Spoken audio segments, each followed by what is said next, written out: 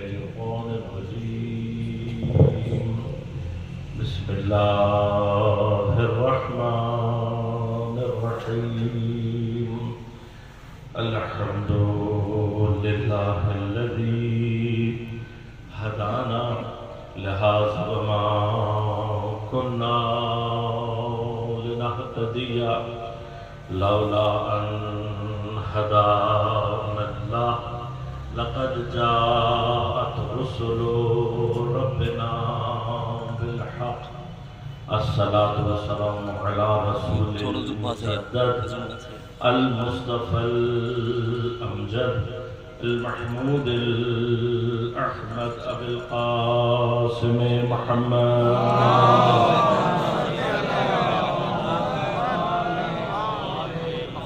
والصلاة والسلام على أسد الله الغالب غالب على كل غالب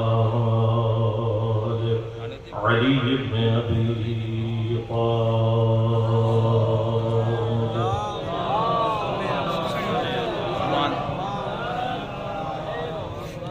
الصلاة والسلام على سيدة المعصومة المظلومة الطاهرة البتول بضعة الرسول فاطمة الزهراء سيدة نساء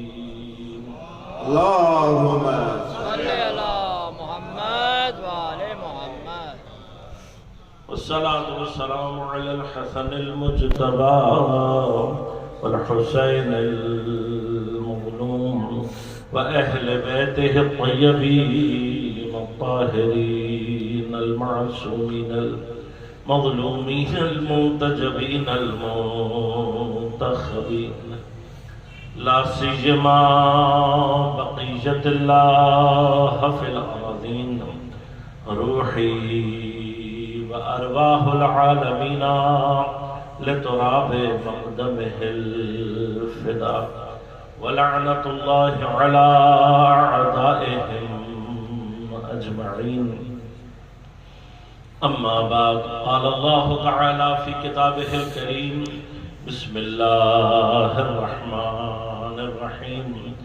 إنا علينا للهدى الصلوات اللهم صل على محمد وآل محمد مومنین کرام سامعین محترم عزیزان گرامی قدر میں سب سے پہلے آپ سب کی خدمت میں مولود کعبہ امیر المؤمنین علی بن ابی طالب علیہ السلام کی ولادت باسعادت کا تبریک و تہنیت آپ کی خدمت میں پیش کرتا ہوں اور آپ اور اپنی جانب سے اس عید کے حقیقی وارث امام زمان علیہ السلام کی خدمت میں ان کے جد امجد کی ولادت باسعادت کی تبریک اور تہنیت پیش کرتے ہیں عزیزان گرامی قدر آپ متوجہ ہیں کہ آج ہم جس کی ولادت کا جشن منا رہے ہیں تاریخ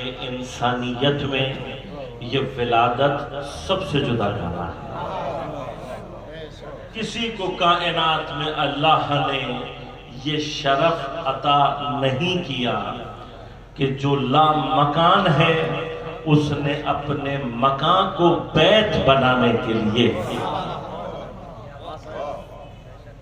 اس لیے کہ یاد رکھیے گا مکان میں اور بیت میں فرق یہ ہے مکان کسی بھی جگہ کو کہا جا سکتا ہے چاہے وہاں کوئی رہتا ہو یا نہ رہتا ہو لیکن بیت اس کو کہا جاتا ہے جہاں پر کوئی رہے اب چاہے مختصر مدت کے لیے رہے اور طول تاریخ میں بیت اللہ نے اس مکان کو کہا لیکن اس نے اپنی بیت کی کیفیت اس وقت پیدا کی جب حضرت فاطمہ بنت الاسد سلام اللہ علیہ اس گھر میں 3 دن رہیں اب یہ بہرحال چونکہ علم الہی ہے پروردگار جانتا تھا لہذا میں اس بحث میں جانا نہیں چاہتا لیکن تاریخ میں متفق علیہ طور پر جوف کعبہ میں پیدا ہونے والی ہستی مولا کائنات امیر المومنین علی بن ابی طالب علیہ السلام، اور ایسی ہستی ہے کہ جس کی ولادت کا نشان آج تک دنیا مٹا نہیں سکی۔ آپ متوجہ اس بات کی طرف کہ خانہ کعبہ کئی مرتبہ 13 رجب کے بعد کئی مرتبہ خانہ کعبہ کو ڈھایا گیا ہے۔ خاص طور پر حجاج ابن یوسف ثقفی کے دور میں خانہ کعبہ پر حملہ کیا گیا اور خانہ کعبہ کو بالکل تہس نہس کر دیا گیا، خانہ کعبہ کو منہدم کر دیا گیا، حتیٰ لوگ خانہ کعبہ کے پتھر اٹھا کر اپنے گھر لے گئے۔ اب چونکہ تاریخ موضوع نہیں ہے، ورنہ انشاءاللہ کبھی تفصیل سے آپ کی خدمت میں عرض کروں گا کہ امام سجاد علیہ السلام جب خانہ کعبہ دوبارہ تعمیر ہوا تو وہ اور پتھر لے کر آئے، جس پتھر کو رکھتے تھے وہ پتھر اپنے مقام پر ٹھہرتا نہیں تھا۔ تو امام علیہ السلام نے فرمایا کہ جب تک خانہ کعبہ کے اپنے پتھر واپس نہیں آئیں گے، یہ ایک عجیب مقام ہے نا، تھوڑی سی دیر کے لیے انسان سوچے تو صحیح کہ پروردگار اگر اپنے گھر کے لیے پتھر خود انتخاب کر لے، بھئی گھر ہے نا، پتھروں کا بنا ہوا ایک گھر ہے، آپ نے توڑ دیا دوسرا بنا دیا تو نسبت اللہ طرف کی دینے کا مسئلہ ہے نا، اور تو کچھ نہیں ہے۔ ورنہ خانہ کعبہ کیا ہے؟ پتھروں کا ایک مجموعہ ہے، اللہ نے اپنی جانب نسبت دی ہے تو مقدس بنا ہے، ورنہ پتھروں میں کوئی فرق نہیں ہے۔ لیکن اللہ اپنے گھر کے لیے جب پتھروں کا انتخاب کر لیتا ہے تو پھر دوسرا پتھر برداشت نہیں کرتا۔ تو اگر اللہ اپنے گھر کے لیے دوسرا پتھر برداشت نہ کر سکے تو اپنے دین کے لیے دوسرا رہنما کہاں سے برداشت؟ تمہارا بنایا ہوا، تمہارا انتخاب کیا ہوا پتھر اللہ قبول نہیں کرتا، اپنے دین کی زمام اللہ تمہارے بنائے ہوئے کے ہاتھ میں کیسے دے سکتا ہے؟ لہذا جو پروردگار اپنے گھر کے پتھر کے انتخاب میں اتنا سخت ہے، ناممکن ہے کہ وہ اپنے دین کا نظام اپنے انتخاب کیے ہوئے کے علاوہ کسی کے ہاتھ میں پہنچا دے۔ اب دوبارہ یعنی ایک مرتبہ پوری طرح سے مکان منہدم ہو جانے کے بعد لوگوں کے ذہن میں یہ تھا کہ وہ نشان بھی مٹ جائے گا جہاں سے جناب فاطمہ بنت اسد درآئی تھی، اور دیوار میں شک ہوا تھا۔ اور پھر ہوا کیا؟ جب اگلی 13 رجب آئی دوبارہ دیوار میں وہ در بنا، وہ شک بنا۔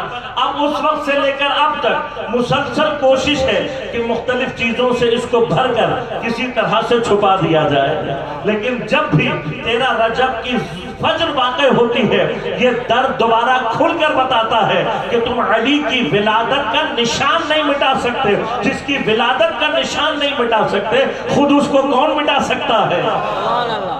اس کے چاہنے والوں کو کون مٹا سکتا ہے؟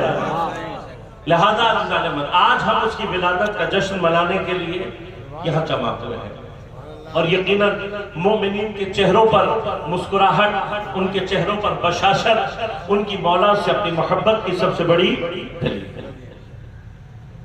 کسی بھی شخصیت پر گفتگو کرنا بہت مشکل ہوتا ہے، لیکن اگر وہ شخصیت ایسی ہو کہ جس کا مدح خواں قرآن اور اہل بیت ہو، جس کے قصیدے پیغمبر نے پڑھے ہو، تو پھر مجھ جیسے جاہل کی کیا اوقات ہے کہ اس کے بارے میں گفتگو کرے۔ اور خاص طور پر وہ شخصیت اگر اس مقام پر پہنچ جائے کہ اللہ کا نبی اس کے بارے میں یہ کہتا ہوا دکھائی دے، یا علی خدا کو یا تو نے پہچانا یا میں نے پہچانا، مجھے یا خدا نے پہچانا یا تو نے پہچانا، تجھے یا علی یا خدا نے پہچانا یا، تو جس کی معرفت کا مقام یہ ہو، مجھ جیسا جاہل وہاں پر اپنی زبان کھول نہیں سکتا۔ لیکن خود ان کے اپنے دروازے سے جو خیرات علمی ہمیں ملی ہے، خود انہوں نے جو اپنا تعارف ہمیں کرایا ہے، معصوم نے ایک دوسرے کا تعارف جو کروایا ہے، اس بحر بیکراں سے اپنی تشنگی کے مطابق جتنا سیر ہو سکتے ہیں، جتنا سیراب ہو سکتے ہیں اتنا سیراب ہونے کی کوشش کریں گے۔ تو جو دروازہ اہل بیت سے علم کی خیرات ملی ہے ان میں سے کچھ چیزیں آپ کے ساتھ تقسیم کرنے کی کوشش کروں گا آج کی شب میں نے عرض کیا کہ مولا کائنات کی شخصیت پر گفتگو کرنا مجھ جیسے جاہل کے بس کی بات نہیں، صرف ایک مقام ایک لقب ہے مولا کائنات کا جس کو سمجھانے کے لیے کچھ مقدمہ علمی آپ کی خدمت میں عرض کروں گا، اور اس کی وجہ یہ ہے، میرا اپنا ذاتی جو رجحان ہے وہ یہ ہے کہ ہم باب مدینۃ العلم سے متمسک ہیں۔ ہمارے مولا کی سب سے بڑی پہچان کیا ہے کہ باب مدینۃ العلم ہے۔ میرے مولا نے اپنی جس صفت پر خود فخر کیا ہے وہ صفت علم کی صفت ہے، لہذا اسی بحث کو سامنے رکھتے ہوئے اگر مولا کو کسی بھی جہت سے چاہے وہ بہت مختصر سی کیوں نہ ہو پہچاننے کے لیے وسیلہ علمی اختیار کیا جائے تو مومن کے قلوب زیادہ روشن ہو جاتے ہیں۔ لہذا ایک مقدمہ علمی بیان کروں گا تاکہ ایک مقام تک آپ کو پہنچا سکوں۔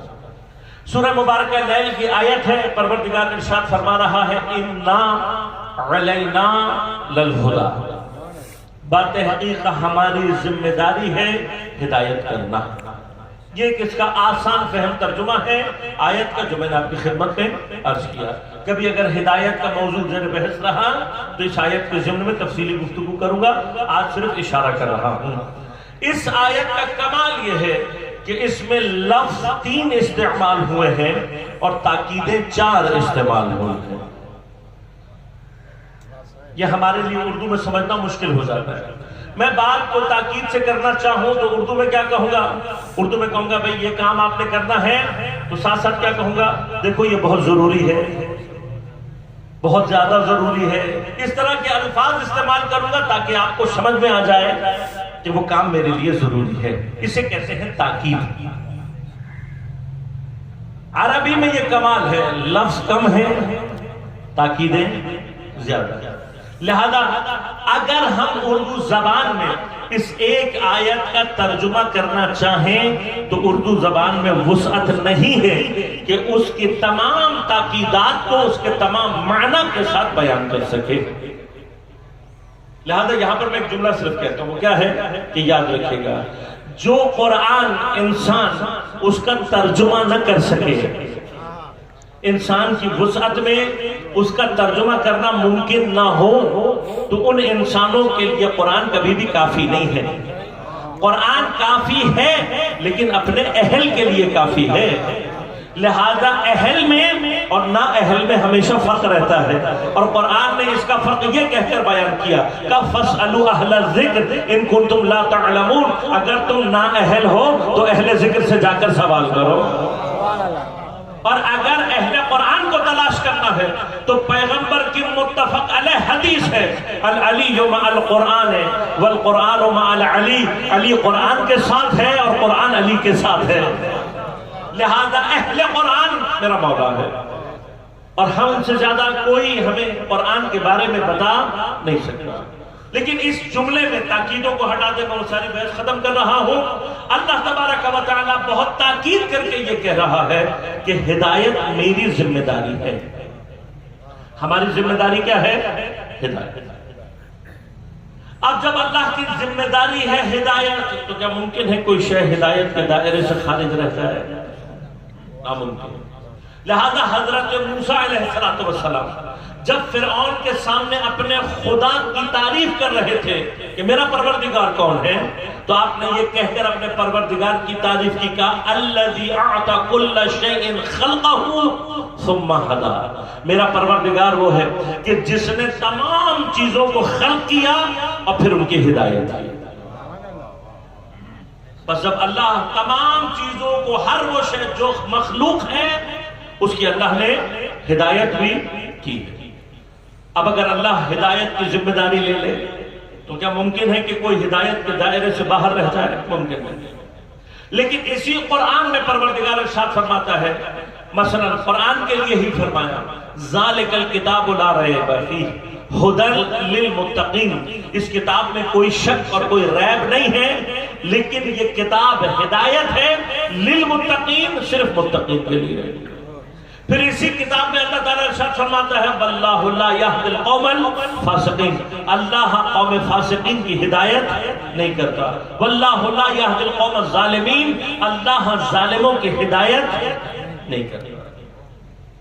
اب انشاءاللہ میں نے عرض کیا ہدایت موضوع رہا تو تفصیل سے عرض کروں گا کہ مقام کیا ہے، لیکن ابھی ظاہری طور پر ایک طرف اللہ تعالیٰ فرما رہا ہے میں نے جو خلق کیا اس کی ہدایت کی، دوسری طرف فرما رہا ہے کہ یہ کتاب اور ہدایت صرف متقین کے لیے ہے، اللہ ظالموں کی ہدایت نہیں کرتا، اللہ فاسقوں کی ہدایت نہیں کرتا۔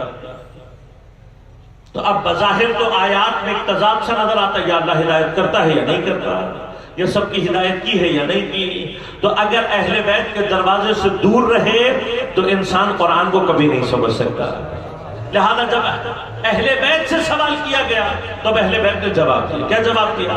فرمایا ہدایت دو طرح کی ہوتی ہے، ایک ہدایت ہدایت تکوینی ہے اور ایک ہدایت ہدایت تشریعی ہے۔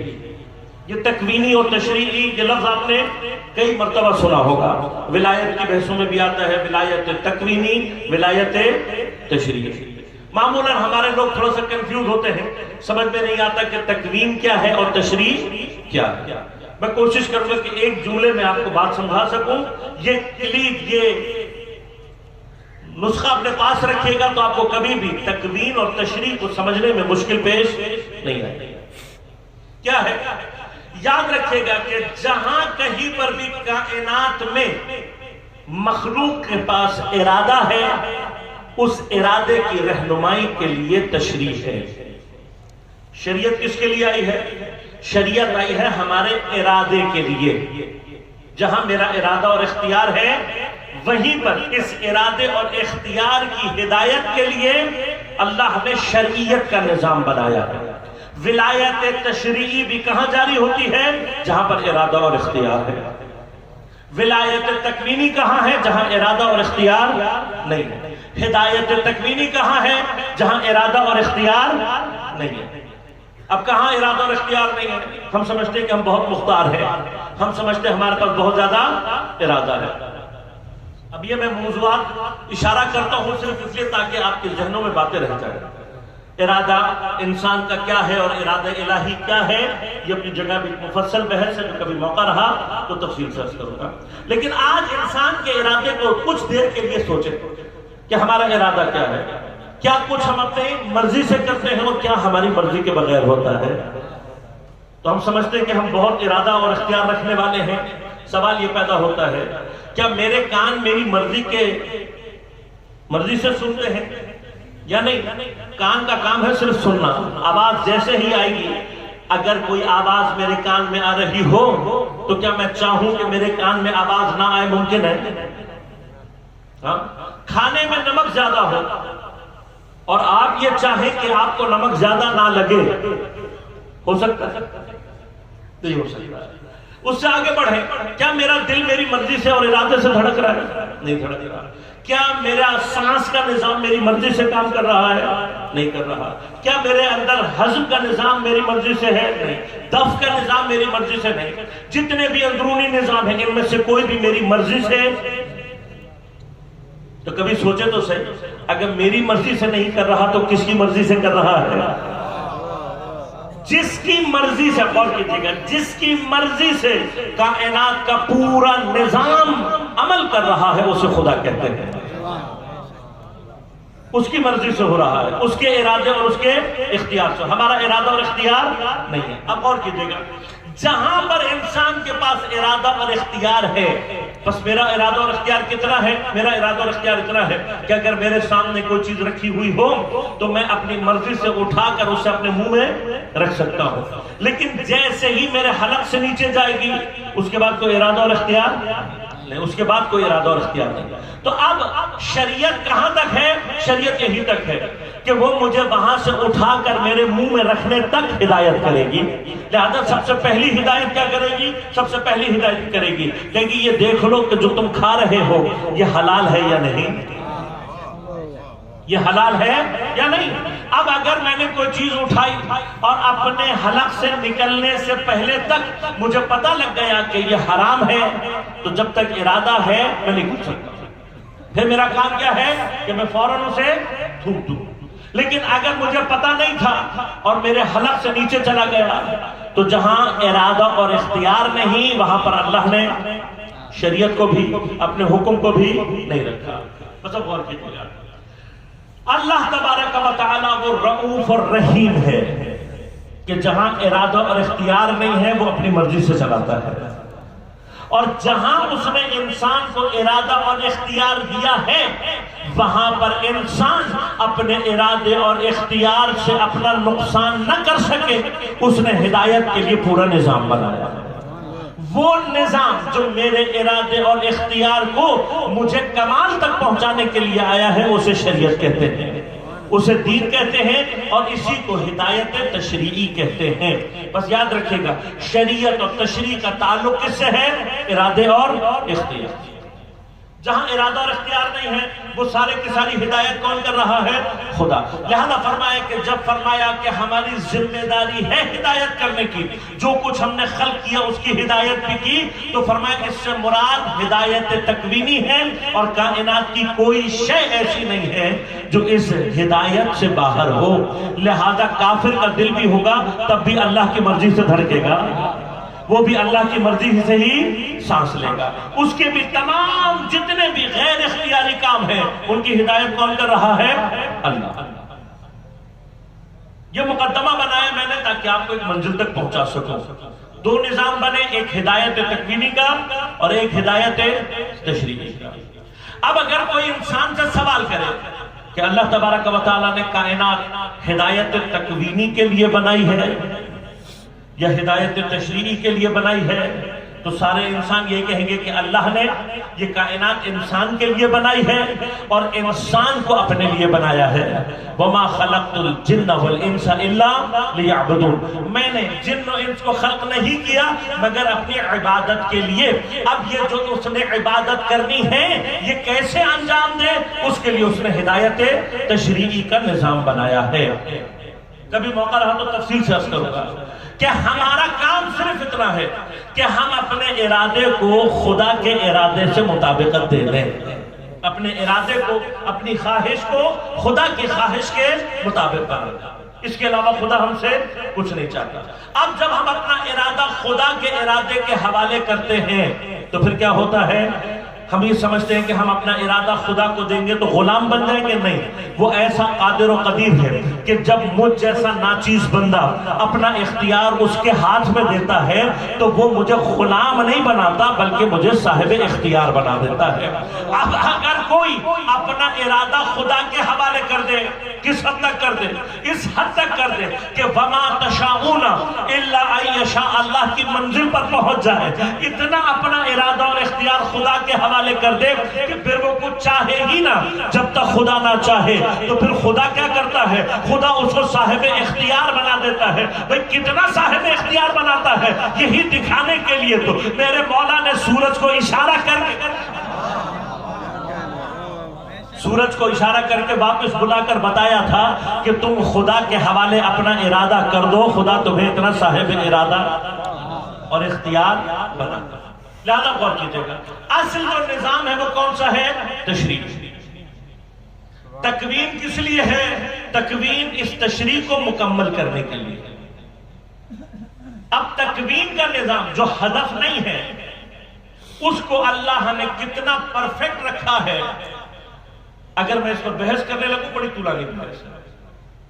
علماء کیا کہتے ہیں؟ وہ کہتے ہیں پوری کائنات کا نظام، سورج، ستارے، سیارے، یہ سب کا سب کس کی ہدایت کے تحت ہے؟ تکوین۔ اور اتنا پرفیکٹ نظام ہے کہ انسان زمین پر بیٹھے بیٹھے ستاروں اور سیاروں کی صرف حرکت سے بہت ساری چیزیں دریافت کر لیتا ہے۔ لہذا آج کی بات نہیں ہے، ہزاروں سال سے انسان اس نتیجے پر پہنچا ہے کہ یہ کائنات اتنی منظم ہے کہ اس میں ایک ذرہ برابر بھی غلطی کا امکان پایا نہیں جاتا۔ میں اب اس تفصیل میں نہیں جانتا ہوں، زمین پر آ جائے، زمین پر ہر وہ چیز جو خدا کی مرضی سے عمل کر رہی ہے وہ پرفیکٹ ہے، کوئی اس کے اندر خرابی موجود نہیں ہے۔ لیکن تمام چیزوں کے درمیان زمین پر ایک مخلوق ایسی ہے کہ جس کے نظام نے انسانی عقل کو پریشان کر دیا، اور انسان اس کا نظام دیکھنے کے بعد، اس کا سسٹم دیکھنے کے بعد آج تک حیران اور پریشان ہے کہ یہ مخلوق اتنا پرفیکٹ نظام کیسے لے کر آئے گا۔ کیا چیز ہے وہ؟ ایک کیڑا ہے جو ہماری اور آپ کی زندگیوں میں کامن ہے، ہم نے عام طور پر دیکھا ہوا ہے۔ کیا چیز ہے وہ ہے شہد کی مکھی۔ شہد کی مکھی کیڑا ہے۔ انسانوں نے جب مختلف چیزوں پر تحقیق کرتے ہوئے شہد کی مکھی کے اوپر تحقیق کی تو پھر انسان پریشان ہوا۔ کیوں پریشان ہوا؟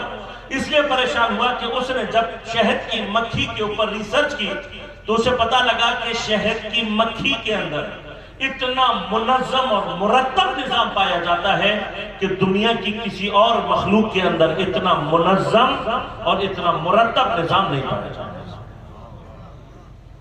کتنا منظم اور کتنا مرتب ہے، اب اس کے اوپر جو ریسرچ ہوئی ہے اس کی چند ایک باتیں آپ سے شیئر کروں گا، ایک مقدمہ بناؤں گا، پھر گفتگو کو آگے بڑھاؤں گا۔ جو اس پر ریسرچ ہوئی، انہوں نے مکھی کا بڑی ہوتی ہے یا چھوٹی چھتے بناتی ہے، لیکن کبھی بھی زمین کے اوپر چھتا نہیں بنائے گی۔ جب بھی چھتا بنائے گی یا پہاڑوں پر بنائے گی، درختوں پر بنائے گی یا اونچے مقام پر بنائے گی، کبھی بھی نیچے مقام پر شہد کی مکھی چھتا نہیں بنائے گی۔ لہذا اگر آپ نے کبھی ہنی بی فارمنگ کرنی ہو تو ایک اصول کیا ہے کہ کم از کم کوئی میز یا کوئی سٹول ہو جس کے اوپر آپ اس کا چھتا رکھیں گے۔ اگر زمین پہ رکھیں گے تو چھتا نہیں بنائے گا۔ یہ پہلی چیز۔ پھر کیا دریافت کیا؟ پھر یہ دریافت کیا کہ چھتے چھوٹے بھی ہوتے ہیں، بڑے بھی ہوتے ہیں۔ دنیا میں جو سب سے بڑے چھتے شہد کی مکھی کے دریافت ہوئے ہیں وہ نیپال کی پہاڑیوں میں دریافت ہوئے، اور نیپال کی پہاڑیوں میں جو چھتے دریافت ہوئے ہیں وہ کئی کئی میٹر کے ہیں۔ اتنے بڑے چھتے ہیں کہ جب ان کا ایک حصہ اتارا جاتا ہے تو اس میں 50 سے 100 کلو تک شہد نکلتا ہے۔ اب آپ تصور کیجئے کہ یہاں سے وہاں تک ایک چھتا ہو اور اس میں سینکڑوں کلو شہد موجود ہے تو کتنے سوراخ ہوں گے، کتنی مکھیاں ہوں گی؟ اب سائنسدانوں نے تحقیق کی، کہا جتنا بڑا مرضی شہد کی مکھی کا چھتا ہو، کبھی بھی کوئی ایک سوراخ دوسرے سوراخ سے نہ چھوٹا ہوتا ہے نہ بڑا۔ لاکھوں کی تعداد میں بھی اگر ہم نے سوراخ سارے برابر۔ پھر اس کے علاوہ سائنسدانوں کے لیے ایک حیرت کی بات کیا تھی؟ آپ جانتے ہیں کہ شہد مائع ہے، ڈینس مائع ہے، گاڑھا مائع ہے، سردیوں میں جم جاتا ہے، سخت ہو جاتا ہے۔ آج کل اگر آپ شہد کی بوتل میں سے شہد نکالیں گے تو آپ کو زور لگانا پڑے گا، لیکن جب آپ گرمیوں میں نکالتے تو کیا ہوتا ہے؟ رقیق ہو جاتا ہے، پتلا ہو جاتا ہے، اتنا پتلا ہو جاتا ہے بعض اوقات چمچے میں ٹھہر نہیں رہا ہوگا۔ کیوں؟ اس لیے کہ گرمی ہوگی تو رقیق ہو جائے گا، اور اگر سردی ہوگی تو سخت ہو جائے گا۔ اب آپ گرم علاقے کے رہنے والے لوگ ہیں اور آپ کے ہاں بھی شہد کی مکھیاں اور اس کے چھتے پائے جاتے ہوں گے۔ آج تک کبھی کسی نے شہد کے چھتے میں سے شہد ٹپکتے ہوئے دیکھا؟ کبھی کسی نے دیکھا؟ کبھی اتفاق ایسا ہوا کہ آپ نے کہا بھئی آج گرمی بہت ہے، 36 ڈگری چل رہا ہے، 36 ڈگری پہ گھر میں رکھا ہوا جو شہد ہے وہ ٹپک رہا ہے، لیکن جو چھتے کے اندر ہے وہ نہیں ٹپک رہا۔ تو کبھی آپ نے سوچا کیا ہوا، کیوں ہوتا ہے؟ اب سائنسدانوں نے سوچا، جب انہوں نے ریسرچ کی تو حیران ہوئے کہ مکھیوں کے پاس پورا نظام ہے اور وہ ایک طریقے سے شہد کے چھتے کے اندر کا ٹمپریچر 27 ڈگری کے اوپر مینٹین کریں، 27 ڈگری سے زیادہ نہیں ہونے دیں۔ اب باہر 27، اندر بھی 27، باہر 30، اندر 27، باہر 32، اندر 27، باہر 36، اندر 27۔ اب یہ کیسے کرتی ہے میں اس تفصیل میں نہیں جاؤں گا کیونکہ وقت نہیں ہے، نہ میرا موضوع ہے۔ پھر اس کے بعد توجہ کی تو پتہ لگا کہ ایک اور چیز ہے، لاکھوں سال سے انسان شہد استعمال کر رہا ہے، آج تک شہد نہ کڑوا ہوتا ہے اور نہ نقصان دہ ہوتا ہے، شہد کھا کے کوئی بیمار نہیں ہوتا۔ اب یہ بھی تعجب کی بات تھی کہ بھئی شہد کی مکھی یہ کیسے کرتی ہے، اسے کیسے پتہ لگتا ہے کہ کون سے پھل کا رس میٹھا ہے اور کون سے پھل کا رس کڑوا ہے، کون سا فائدہ مند ہے، کون سا نقصان دہ ہے کا نہیں سمجھ سکتے. لیکن یہ بات آپ بھی جانتے ہوں گے کہ شہد جب مختلف، اور یاد رکھیے گا ایک چھتے میں جو شہد آتا ہے وہ ایک طرح کی بوٹی سے آتا ہے، لہذا شہد مختلف رنگوں کے ہوتے ہیں، کسی کا رنگ تیز ہوتا ہے، کسی کا ہلکا ہوتا ہے. اب یہ ساری تحقیق کرنے کے بعد کہ ان کو بتاتا کون ہے کہ کون سے پھولوں سے رس لینا ہے، کون سے پھولوں سے رس نہیں لینا. تو اب جب انہوں نے تحقیق کی تو پتہ لگا کہ شہد کی مکھی کائنات میں سب سے زیادہ منظم نظام رکھتی ہے، ہر چیز کی تقسیم کار ہے. انڈے کس نے دینے ہیں، انڈوں کی نگہداشت کس نے کرنی ہے، چھتا کس نے بنانا ہے، ٹمپریچر کیسے مینٹین کرنا ہے، شہد کیسے لے کر آنا ہے، اسے کیسے محفوظ رکھنا ہے، ہر چیز کا باقاعدہ ایک نظام ہے. اب جب مزید تحقیق کی تو ایک حیرت انگیز چیز اور سامنے آئی. وہ چیز کیا سامنے آئی کہ ان کی مختلف کیٹیگریز ہیں، ان میں سے ایک خاص قسم کی مکھی ہوتی ہے کہ جس کا کام شہد لانا اور لے جانا نہیں ہوتا. اس کا کام کیا ہوتا ہے کہ وہ مکھی وہ ہوتی ہے کہ جو شہد کے چھتے سے نکلتی ہے اور جانے کے بعد مختلف پھولوں کو جا کر ان کا معائنہ کرتی ہے.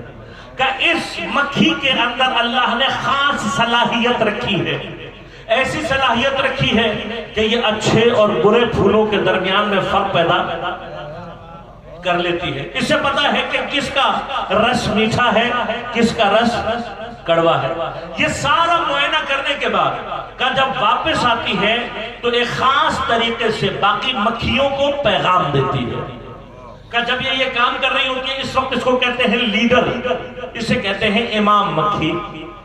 اس کا کام کیا ہوتا ہے، اس کا کام یہ کام کر سکتی ہے. کیا کرے گی، جائے گی مختلف پھولوں کو ڈھونڈے گی اور پھر وہاں سے لے کر چھتے تک نزدیک ترین اور محفوظ ترین راستہ آ کر باقی مکھیوں کو بتائے گی. بس اب غور کیجئے گا، اگر کسی عام مکھی کو نکال کر کسی جگہ پھینک دیا جائے تو وہ اپنے بل تک واپس نہیں آ سکتی، اپنے چھتے تک واپس نہیں آ سکتی. لیکن امام مکھی کو آپ جہاں مرضی چھوڑ دو، جہاں مرضی چھوڑ دو، وہ جہاں مرضی گھومے پھرے، اپنے گھومنے پھرنے کے بعد اس مقام سے اپنے چھتے تک کا جو نزدیک ترین راستہ ہے وہ اسے معلوم، بس وہ کبھی بھی اپنے گھر کا راستہ نہیں بھولتی، کبھی بھی نہیں بھولتی. یہ بات یاد رکھیے گا، یہ میں آگے چل کے استعمال کروں گا. کبھی بھی اپنے گھر کا راستہ نہیں بھولتی. اب آج انسان نے جو جی پی ایس سسٹم بنایا ہے وہ جی پی ایس سسٹم انہی حشرات کو دیکھ کر بنایا ہے. انہی کے اوپر آبزرویشن کرنے کے بعد انسان کو پتہ لگا کہ یہ کام کیا جا سکتا ہے کہ ایک مقام پر پن چھوڑ دو، پھر جاتے رہو، جہاں سے واپس آنا چاہتے ہو جب آپ بٹن دباؤ گے وہ آپ کو نزدیک ترین راستہ خود بخود بتا دے گا. یہ جو ہم نے آج جی پی ایس سسٹم نکالا، کہاں سے نکالا ہے، مکھیوں سے نکالا ہے، شہد کی مکھی سے نکالا ہے. اب شہد کی مکھی کے اندر یہ صلاحیت ہے بغیر گوگل کے، بغیر انٹرنیٹ کے، بغیر موبائل کے، وہ خود بخود اپنے گھر کا نزدیک ترین راستہ دریافت کر لیتی ہے. لہذا شہد کی مکھی اپنے گھر کا راستہ کبھی نہیں بھولتی. یہ یاد رکھیے گا، اپنے گھر کا راستہ شہد کی مکھی کبھی نہیں بھولتی. اب وہ آتی ہے، آنے کے بعد جو باقی اس کے ساتھی ہیں جنہوں نے شہد لے کر آنا ہے انہیں ہدایات دیتی ہے. اب وہ ہدایات کیسے دیتی ہے، اتنے دقیق انداز سے دیتی ہے کہ جب سائنسدانوں نے تحقیق کی تو پتہ لگا کہ جو انفارمیشن وہ دیتی ہے باقی مکھیوں کو، اس میں 1 سینٹی میٹر کی غلطی بھی، 1 سینٹی میٹر کی بھی غلطی نہیں ہوتی. اب کیسے دیتی ہے پیغام؟ پیغام ایسے دیتی ہے کہ وہ مکھی آتی ہے اور 8 کے ہندسے میں حرکت کرتی ہے. اب یہ 8 کا ہندسہ کبھی یہ کلاک وائز ہوتا ہے، کبھی اینٹی کلاک وائز ہوتا ہے، پھر کبھی سیدھا ہوتا ہے، کبھی ترچھا ہوتا ہے، کبھی لیٹا ہوا مختلف ڈائریکشنز میں ہوتا ہے، اور پھر اس کا ایک خاص عدد ہوتا ہے جس میں وہ چکر لگاتی ہے. ان تینوں چیزوں کو ملا کر وہ اپنی ساتھی مکھیوں کو جو ایڈریس دیتی ہے وہ اتنا دقیق ہوتا ہے کہ چھتے سے نکل کر آگے جانا ہے، پیچھے جانا ہے، اوپر جانا ہے، نیچے جانا ہے، دائیں جانا ہے، بائیں، کس ڈائریکشن میں جانا ہے، کتنی دور جانا ہے، اور کون سے پھولوں کا رس چوسنا ہے، یہ سارے پیغامات وہ دیتی ہے. اتنا دقیق، اتنا پرفیکٹ ایڈریس دیتی ہے کہ 1 سینٹی میٹر کی بھی غلطی نہیں. کہا اس سے زیادہ تعجب کیا ہوا؟ اس سے زیادہ تعجب یہ ہوا کہ ہم نے دیکھا کہ کچھ مکھیوں نے مسٹیک کی، غلط پھولوں پہ چلی گئی. تو کہا اب ہم تعجب کر رہے تھے کہ جب مکھی سے غلطی ہو گئی تو شہد کڑوا ہونا چاہیے، لیکن کہا ہمیں تعجب ہوا جب ہم نے یہ نظام دیکھا کہ وہی مکھی شہد کے داخلی دروازے پر بیٹھ جاتی ہے اور ہر آنے والی مکھی کو چیک کر رہی ہوتی ہے کہ کس نے میری ہدایت کے مطابق عمل کیا اور کس نے نہیں کیا. یہ سارے کا سارا چیک کر رہی ہوتی ہے. تو کہا جس نے بھی ہدایت کے مطابق عمل نہ کیا ہو، کڑوا رس لے کر آ رہی ہو، تو وہ اس کو اندر جانے نہیں دیتی، بلکہ جس نے ہدایت پر عمل نہ کیا ہو اسے 2 ٹکڑوں میں کاٹ کر زمین پر پھینک دیتی ہے. اندر نہیں جانے دیتی، اندر نہیں جانے دیتی. کیوں نہیں جانے دیتی؟ اب نہیں سمجھ میں آیا. انسان آج تک حیران ہے، اتنا چھوٹا سا دماغ اور اتنا پرفیکٹ نظام یہ کیسے ممکن ہو سکتا ہے کہ لاکھوں سالوں میں شہد کی مکھی نے آج تک کوئی غلطی نہ کی ہو. یہ کیسے ممکن ہے؟ انہیں جواب نہیں ملا. اب ان کا جواب ہم نے دیا. کیا جواب دیا؟ ہم نے کہا جواب یہ ہے، اول تو یہ سب کا سب ہدایت تکوینی کے تحت ہے، لیکن شہد کی مکھی میں خاص بات کیا ہے؟ کہ شہد کی مکھی میں خاص بات یہ ہے کہ واحد حشرہ ہے جس پر پروردگار نے اپنی وحی کو نازل کیا. لہذا سورہ مبارکہ میں ہے 68 اور 69 آیت. کیا فرمایا؟ فرمایا وَأَوْحَى رَبُّكَ إِلَى النَّحْلِ، اور تیرے پروردگار نے شہد کی مکھی کے اوپر وحی کی. بس اب غور کیجیے، شہد کی مکھی کیا کرتی ہے؟ شہد کی مکھی میں نے بتایا راستہ کبھی نہیں بھولتی. شہد کی مکھی ہمیشہ اوپر گھر بناتی ہے. تو اب اللہ نے وحی کیا کی؟ اللہ نے وحی کی اوحیٰ ربک الی النحل، تیرے پروردگار نے شہد کی مکھی پر وحی کی کیا؟ ان اتخذی من الجبال بیوتا ومن الشجر ومما یعرشون. ہم نے وحی کی کہ تو گھر بنا. کہاں بنا؟ پہاڑوں پر. تو گھر بنا کہاں؟ درختوں پر. تو گھر بنا کہاں؟ اونچی جگہ پر. اب جب اللہ نے کہہ دیا اونچی جگہ پر بنا، اب وہ کبھی نیچی جگہ پر گھر نہیں بنا سکتے. پھر پروردگار نے کیا کہا؟ پروردگار نے کہا، میں نے کہا وہ جاتی ہے، جانے کے بعد بہترین پھلوں سے رس لے کر آتی ہے. پھر ہم نے ارشاد کیا، کیا ہم نے اسے کہا؟ کیا کہا؟ ثم کلی من کل الثمرات، اور جا، اور جانے کے بعد تمام جتنے بھی پھل ہیں ان سے رسوں کو چوس کر لے کر فسلکی، اور اس کے بعد راستہ طے کر سبل ربک ذللا، جو پروردگار نے تیرے لیے راستے بنائے ہیں، ہموار کیے ہیں، ان راستوں کے اوپر چل. دیکھیے راستہ تو وہ خود تلاش کرتی ہے. اللہ نے اس کو ہموار کیسے کیا؟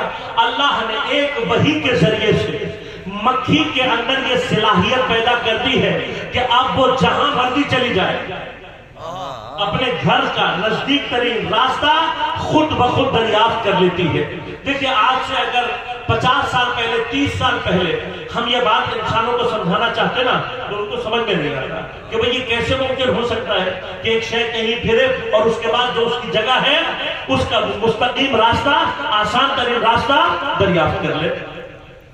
لیکن آج سمجھانا آسان ہے نا. میں نے آپ کو مثال دی، کوئی ایسا بندہ ہے جس کو سمجھ میں نہ آئے. دیکھیے آپ کا شہر شکارپور، میں راستے نہیں جانتا.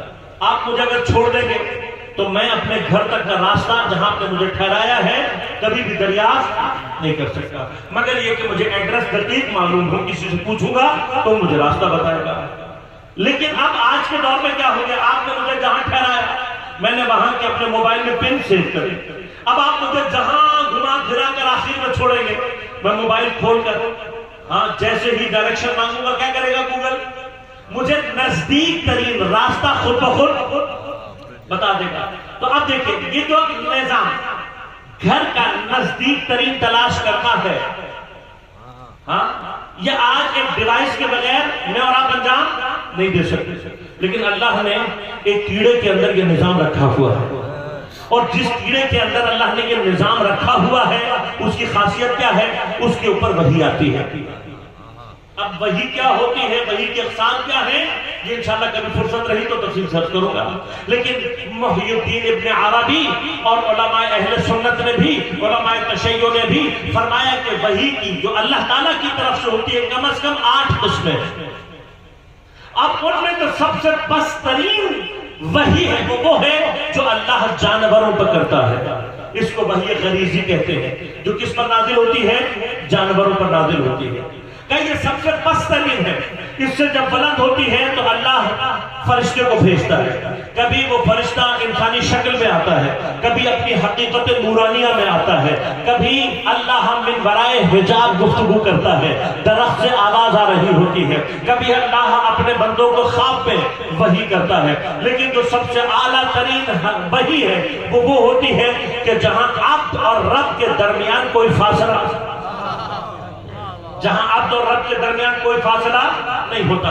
کہ یہ وحی کی قسم جہاں پر عبد اور رب کے درمیان کوئی فاصلہ نہ ہو. کائنات میں صرف ایک ذات ہے، پیغمبر اکرم صلی اللہ علیہ وآلہ وسلم کی.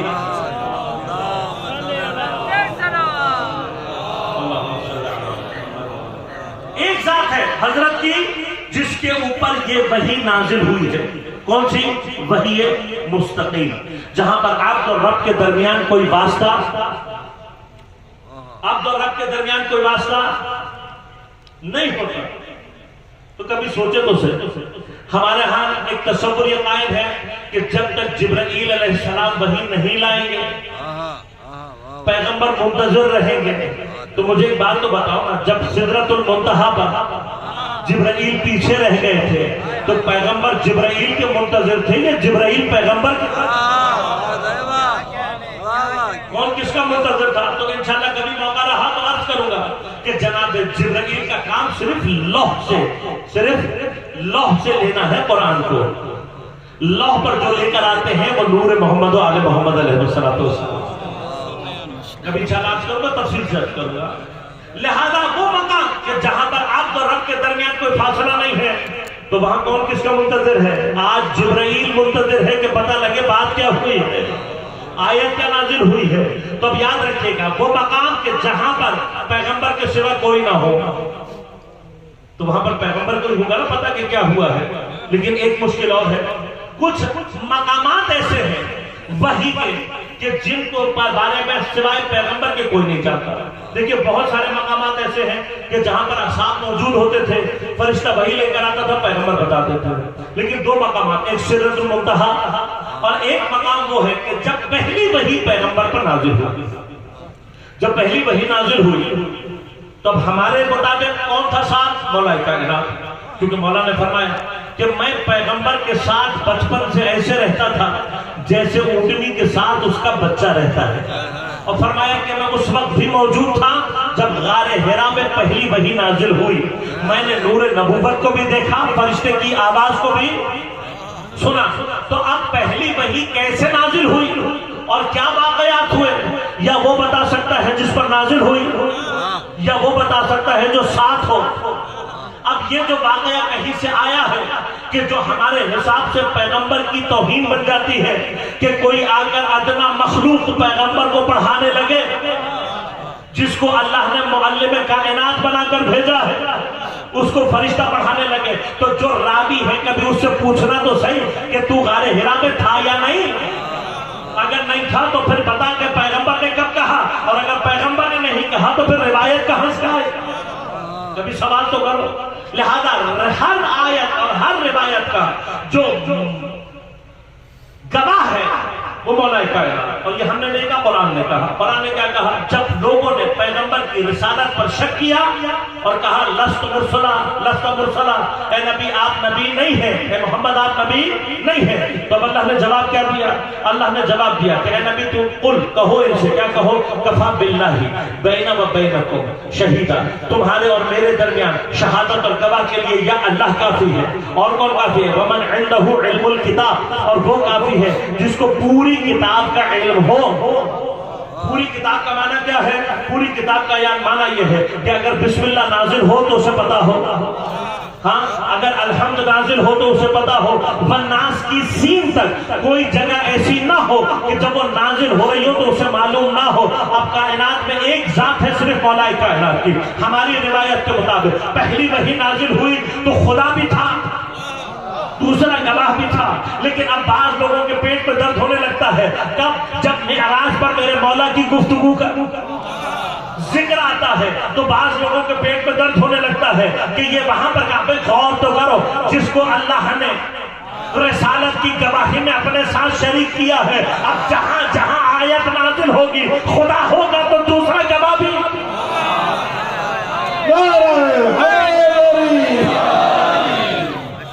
وہاں دوسرا گواہ ہونا چاہیے. لہذا اگر معراج پر کوئی آیت نازل ہو رہی ہو تو اس وقت تک قرآن کا کتاب کا وہ گواہ مکمل نہیں ہو سکتا کہ آیت نازل ہو رہی ہو اور وہ دیکھ رہا ہو, وہ شاہد ہو اس آیت کا. لہذا پوری کتاب کا علم رکھنے والا یا خدا ہے یا مولا کائنات, ان دو کے علاوہ کوئی تیسرا گواہ نہیں. اب غور کیجیے گا مرحلہ کیا, مرحلہ یہ ہے کہ ایک کیڑے پر اگر اللہ وحی کر دے تو وہ اپنے گھر کا راستہ نہیں بھولتا, اپنے گھر کا راستہ نہیں بھولتا. مجھے اور آپ کو راستہ بتانے کی صلاحیت اللہ نے دیکھو. تھوڑی دیر کے لیے ہم غور تو کر سکتے ہیں نا اس بات پر. جو اللہ مکھی کے اندر یہ صلاحیت پیدا کر سکتا ہے, جو اللہ چونٹی کے اندر یہ صلاحیت پیدا کر سکتا ہے کہ وہ اپنے دل کا راستہ تلاش کر لے, تو وہ اللہ مجھے اور آپ کو بھی تو دے سکتا تھا نا, لیکن اللہ نے نہیں دی. یہ گھر کا راستہ, یہ راستے تلاش کرنے کی صلاحیت اللہ نے کس کو دی؟ یہ دی اللہ نے اس کو جس پر وحی نازل کی. پر جس پر وحی نازل ہو وہ بھولتا نہیں ہے, اسے نسیان نہیں ہوتا, اسے کبھی سوچو تو صحیح, ادنا ترین وحی جس پر نازل ہو جائے وہ تو گھر کا راستہ بھولتا نہیں ہے, اور جس پر اللہ نے سب سے اہم ترین وحی نازل کی وہ اپنے گھر کا راستہ بھول جائے. تو جو گھر کا راستہ بھول جائے وہ تمہیں راستہ کہاں؟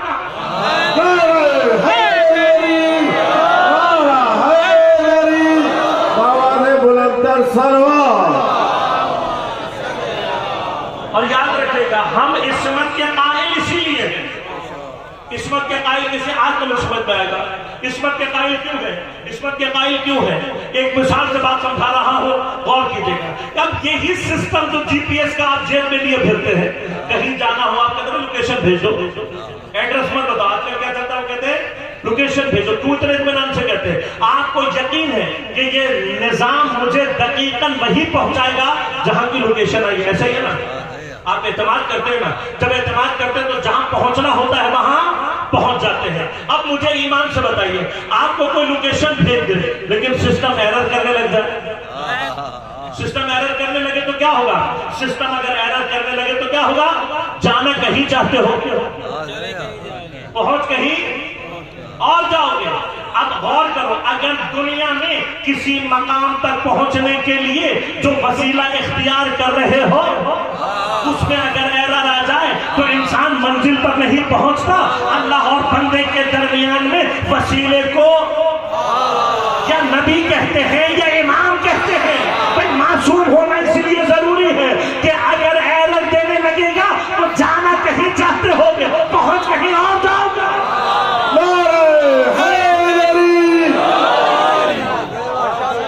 اتنی سی بات ہے جو ہم تمہیں 1400 سال سے سمجھا رہے ہیں کہ وسیلہ اپنے اور اللہ کے درمیان میں جو اختیار کرنا ہے وہ معصوم کا اختیار کرو. اس لیے کہ معصوم نہ خود راستہ بھولتا ہے نہ راستہ بھولنے دیتا ہے. ہم نے تو تاریخ میں یہ دیکھا کہ اگر آخری مرحلے پر بھی کچھ گھنٹے پہلے بھی کوئی آ کر معصوم سے وصل ہو جائے تو جہنم کے کنارے سے اٹھ کر علیہ السلام کی منزل پر کیسا وسیلہ ہے, کیسا وسیلہ ہے. معصوم ہونا چاہیے وسیلہ. لہذا خدا تک پہنچنے کے لیے جب بھی وسیلہ اختیار کرو معصوم ہونا چاہیے, ایرر نہیں دینا چاہیے. ایرر دے گا تو کیا ہوگا؟ جانا خدا کے پاس چاہتے ہو کہ پہنچ, لہذا معصوم ہونا چاہیے, لہذا معصوم ہونا چاہیے. اب اور کیجیے گا, ایک وحی کا اثر ہے, ایک وحی کا اثر ہے. اور وہ بھی وحی کون سی ہے؟ سب سے پستر وحی ہے، سب سے کم تر درجے کی وحی ہے، کم تر درجے کی وحی، اور وہ بھی اللہ نے ایک ایک مکھی پر نہیں کی ہے بلکہ ان کی 9 پر اللہ نے کی ہے۔ اب 9 پر کر دی ہے تو قیامت تک جتنی مکھیاں آئیں ان میں سے کوئی بھی راستہ بھول، اب یہ کون سی ہے؟ ایک وحی جو 9 پر کرتی ہے، لاکھوں نے کروڑوں سال تک جب تک مکھی آتی رہے گی کبھی بھی راستہ بھولنے والی نہیں ہوگی۔ تو آپ ذرا تلاش کرو کہ اللہ وحی جب نازل کرتا ہے شب قدر میں اور یہ کہہ کر کرتا ہے کہ تنزل الملائکۃ والروح فیہا بإذن ربہم من کل امر، جس وحی میں کل امر آتا ہو اس کا صاحب امر ہونا چاہیے یا نہیں؟ اور پھر وہ صاحب امر وہ ہوگا جو راستہ نہ بھولے گا نہ بھولنے۔ ایک وحی کا اثر کیا اثر ہے؟ ایک وحی کا اثر ہے کہ فرمایا یخرج من بطونہا شراب مختلف الوانہ، ایک وحی کا اثر ہے کہ اس کے پیٹ میں سے ایک شربت نکلتا ہے جو مختلف رنگوں کا ہے، فیہ شفاء للناس، اس کے اندر لوگوں کے ہم نے کیا رکھا ہے؟ اس کے اندر لوگوں کے لیے شفا رکھی ہے۔ ایک وحی پس درجے کی بھی اگر کیڑے پہ نازل ہو جائے تو اس کے منہ سے نکلنے والا لعاب کیا بن جاتا ہے؟ شفا بن جاتا ہے۔ اب اگر آپ کسی بھی مسلمان سے پوچھیں کہ بھائی شہد کھا کر کوئی بیمار کیوں نہیں ہوتا تو پلٹ کر یہ کہے گا کہ اگر جس کی اللہ نے ذمہ داری لے لی ہو، بھئی اللہ نے گارنٹی لے لی نا، اللہ نے کہا فی ہے شفاء للناس، ہم نے لوگوں کے لیے اندر کے لیے اس کے اندر کیا رکھا ہے؟ شفا رکھی۔ اب جب اللہ نے کہہ دیا کہ شفا ہے تو مرض نزدیک نہیں آ سکتا، تو کبھی بھی کوئی شہد کھا کر بیمار نہیں ہو سکتا۔ تو یہی بات تو ہم تمہیں سمجھا رہے ہیں، اگر اللہ شفا کی گارنٹی لے لے تو کوئی مریض نہیں ہو سکتا، اگر اللہ کسی کی عصمت کی گارنٹی لے لے اور وہ بھی یہ کہہ کر لے کہ انما یرید اللہ لیذھب عنکم الرجس اہل البیت ویطہرکم تطہیرا، تو پھر جس کی اللہ نے طہارت کی ذمہ لے لی ہو اس کے پاس نجاست کبھی بھی نہیں آ سکتا۔ لہذا غور کیجیے گا، شہد کی مکھی ہے، نظام اتنا پرفیکٹ ہے، کیوں؟ اس لیے کہا کہ اس کے اوپر وحی نازل ہوتی ہے۔ وحی نازل ہوتی ہے تو کیا ہوا کہ اس کے پیٹ سے نکلنے والا، اس کے منہ سے نکلنے والا جو لعاب ہے اس میں لوگوں کے اندر شفا ہے۔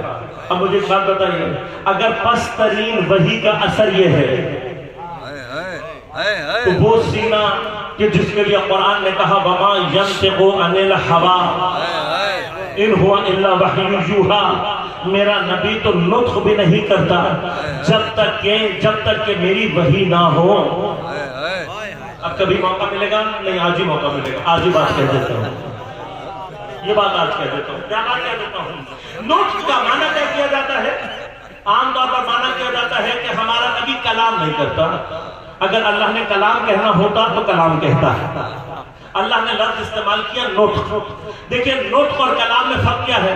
کلام کلمے کے ذریعے سے ہوتا ہے، آواز کے ذریعے سے ہوتا ہے، الفاظ کے ذریعے سے ہوتا ہے، لیکن نطق ہر اس ٹرانسفارمیشن آف نالج کو کہتے ہیں، معنی کے انتقال کو کہتے ہیں کہ جو لفظوں کا محتاج نہ ہو، یعنی اگر لفظ بھی استعمال ہو جائے تب بھی نطق ہے، لیکن بغیر لفظوں کے اگر کوئی میں معنی آپ تک سمجھا دوں تب بھی وہ نطق میں کلام میں شامل نہیں ہوگا۔ مثلا میں آنکھ کے اشارے سے آپ کو کوئی بات بتا دوں، ہاتھ کے اشارے سے کوئی بات بتا دوں، اب یہ جو میں اشارے کر رہا ہوں اور آپ تک بات منتقل ہو رہی ہے، یہ کلام نہیں ہے، نطق ہے۔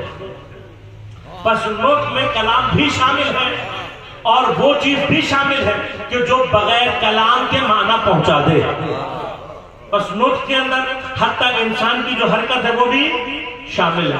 اب جب اللہ نے کہہ دیا وَمَا يَنْتِقُ عَنِ الْهَوَىٰ، میرا پیغمبر نطق نہیں کرتا اپنی مرضی سے، اس کا معنی کیا ہوا کہ پیغمبر حتی ابرو کا اشارہ بھی نہیں کریں گے، آنکھ کا اشارہ بھی نہیں کریں گے جب تک وحی نہ ہو۔ بس پیغمبر کوئی حرکت نہیں کریں گے جب تک کہ اللہ کی وحی نہ ہو۔ اب پیغمبر کی ہر حرکت کیا ہو جائے گی؟ اللہ کی وحی کے سائے میں ہو جائے گی۔ اب اگر اللہ کے وحی کے سائے میں پیغمبر کی ساری حرکت ہے، ساری حرکت پیغمبر کی اللہ کے وحی کے سائے میں ہے، تو جناب عائشہ ام المؤمنین روایت فرما رہی ہیں کہ کلما دخلت فاطمہ، روایت ہے نا جناب عائشہ ام المؤمنین سے روایت ہے، شیعہ سنی دونوں نے روایت کی ہے، آپ نے فرمایا کیا کہ جب بھی جناب سیدہ داخل ہوتی، یہ جب بھی کا معنی کیا ہے؟ جب بھی کا معنی یہ ہے کہ کبھی ایسا نہیں ہوا کہ سیدہ پیغمبر کے پاس آئی ہو اور پیغمبر نے یہ کام نہ کیے ہو۔ جب بھی فاطمہ آتی کیا ہوتا؟ قام الیہا، پیغمبر صرف کھڑے نہیں ہوتے بلکہ رہبر معظم نے معنی کیا ہے کہ قامہ جب الہ کے ساتھ آتا ہے تو صرف کھڑا ہونے کے معنی میں نہیں ہوتا۔ اگر کہا جائے قام لہا تو اس کا معنی ہوگا سیدہ کے لیے کھڑے ہوتے تھے، لیکن جب کہا قام الیہا اس کا معنی یہ ہے کہ صرف کھڑے نہیں ہوتے بلکہ دوڑتے ہوئے سیدہ کی طرف جاتے اور پھر سینے سے لگاتے، پیشانی کا بوسہ لیتے، اپنی جگہ پر بیٹھاتے، اس وقت تک کھڑے رہتے جب تک سیدہ بیٹھی رہے۔ تو آپ قرآن پڑھنے والوں ایک مرتبہ قرآن کی آیت سامنے رکھو اور پھر پیغمبر کا سارا نظام سامنے رکھو، پیغمبر کی ہر حرکت کو سامنے رکھو، تو یہ یاد رکھنا پیغمبر جو سیدہ احترام کے لیے یہ سارا کچھ کر رہے ہیں، یہ پیغمبر تو کر ہی رہے ہیں بلکہ پیغمبر کے ساتھ ساتھ ہر مقام پر اللہ کی وحی ہے، یہ وحی ہے، یہ وحی ہے۔ پروردگار چاہتا ہے کہ سردار الانبیاء زہرا کا ایسے احترام کرے، اب جو نطق نہیں کرتا اور پھر وہ جو اعلیٰ ترین وحی کو اپنے اندر حمل کرنے کی صلاحیت رکھتا ہوگا تو ایمان سے بچا کہ جو اس کے آب دہن ہوگا اس کی کیا تاثیر ہونی چاہیے۔ اب تاثیر تاریخ میں لکھی، کہاں لکھی؟ جنگ سے واپس آ رہے ہیں پیغمبر، گرمی کا زمانہ ہے، لشکر صحرا سے گزر رہا ہے، لشکر صحرا سے گزر رہا ہے، اور ایک وقت وہ آیا جب پانی ختم ہو گیا، اور ایک وقت وہ آیا کہ جب پیاس کی شدت سے لشکر دم توڑنے لگا۔ اب جب وقت آ گیا تو آئے دوڑتے ہوئے اور آ کر کہا لبیک یا رسول اللہ، المدد یا رسول اللہ۔ اب جو کہتا ہے، جو بھی کہتا ہے کہ غیر اللہ سے مدد مانگنا شرک ہے، ایک مرتبہ صحابہ کرام کی سنت تو جا کر دیکھ کہ کتنے مقامات پر صحابہ نے المدد یا رسول اللہ کہا، اگر کہا یا رسول اللہ مدد کرے ورنہ ہم پیاس کی شدت سے ہلاک ہو جائیں گے۔ پیغمبر نے فرمایا میں دعا کرتا ہوں، ابھی آپ نے دست مبارک بلند نہیں کیے تھے، کسی کو کنواں نظر آ گیا، اب دوڑتے ہوئے گئے، کنویں سے پانی نکالا، لیکن جب پانی نکالا تو پانی اتنا شدید کڑوا تھا، اتنا شدید کڑوا تھا کہ سخت ترین پیاس کے باوجود بھی کوئی ایک گھونٹ پانی نہیں پی سکا۔ دوبارہ آیا پیغمبر کی خدمت میں کہ یا رسول اللہ کنواں اور پانی تو مل گیا لیکن حالت وہی ہے، ایک گھونٹ بھی پانی نہیں پی سکتے۔ تو اب تاریخ نے واقعہ رقم کیا ہے، وہ واقعہ کیا ہے کہ جب یہ سنا تو پیغمبر آگے بڑھے، اور آگے بڑھنے کے بعد اپنا آب دہن حضرت نے کنویں کے اندر ڈال دیا۔ تاریخ نے کیا لکھا؟ جیسے ہی یہ آب دہن کنویں میں گیا اس کا کڑوا ترین پانی میٹھے اور خوشگوار ترین پانی میں تبدیل ہو گیا۔ یہ تاثیر کیا ہے؟ تاثیر ہے آب دہن ہے پیغمبر کی۔ لیکن حافظ کفایت علی اللہ مقامہ، یہاں پر ایک بڑا خوبصورت جملہ دے گئے، ایک لطیف مقام بیان کر گئے آپ کی خدمت میں، ان کے ایصال ثواب کے لیے آپ کی خدمت میں عرض کروں۔ علامہ فرماتے ہیں کہ پانی کا کوئی ذائقہ نہیں ہوتا، پانی کی کوئی بو نہیں ہوتی، پانی کا کوئی رنگ نہیں ہوتا۔ پانی کی تعریف کیا ہے؟ اگر آپ پانی کی تعریف کریں گے تو پانی کی تعریف کیا ہے؟ وہ مادہ کہ جو وہ مایا کہ جس کا نہ کوئی رنگ ہے، نہ کوئی بو ہے، نہ کوئی ذائقہ۔ پانی کی تو تعریف یہ ہے کہ پانی کا تو اپنا کوئی ذائقہ نہیں ہوتا، جیسا ظرف ہوگا ویسا ذائقہ آ جائے گا۔ پانی کا تو کوئی قصور نہیں ہے، پانی کا تو اپنا کوئی ذائقہ نہیں ہوتا۔ کہ زمین کا مسئلہ ہوتا ہے، اگر زمین کی فطرت شور ہو، اگر زمین کی فطرت کڑوی ہو تو پانی کڑوا ہو جائے گا، اور اگر زمین کی فطرت پاکیزہ ہو تو پانی خوشگوار ہو جائے گا۔ یہ خود بخود پانی کا اپنا کوئی ذائقہ نہیں ہوتا۔